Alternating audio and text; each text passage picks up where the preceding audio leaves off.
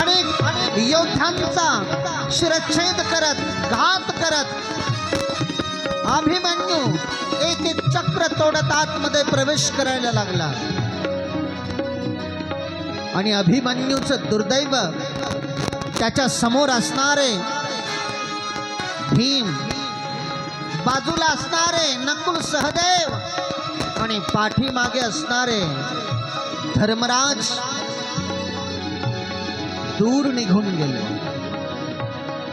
युद्धाच्या आवेशामध्ये आणि एकटा वीर एक एक चक्र तोडत तोडत तोडत तोडत तोडत तोडत मध्ये प्रवेश करता झाला।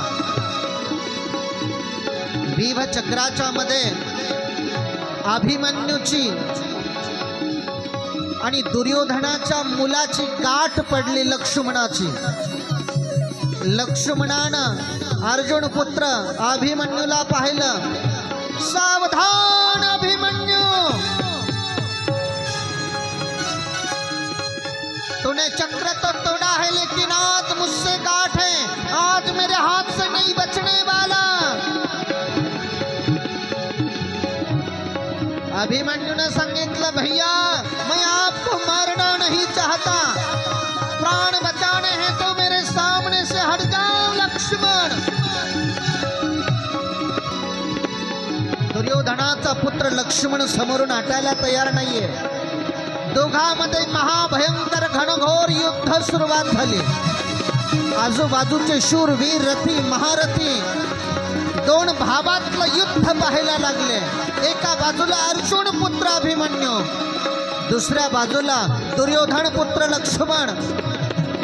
दोघांचं युद्ध आणि युद्धामध्ये एका दिव्य अस्त्राचं अनुसंधान करत अभिमन्यूनं लक्ष्मणाच्या कंठाचा वेध घेतला।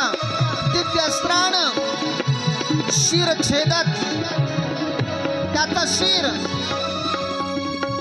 दुर्योधनाच्या रथावर नेऊन टाकलं।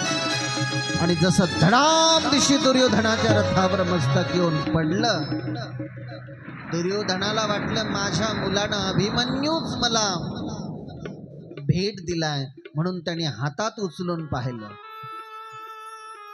आणि समोरून पाहिलं तर ते त्याच्याच मुलाचं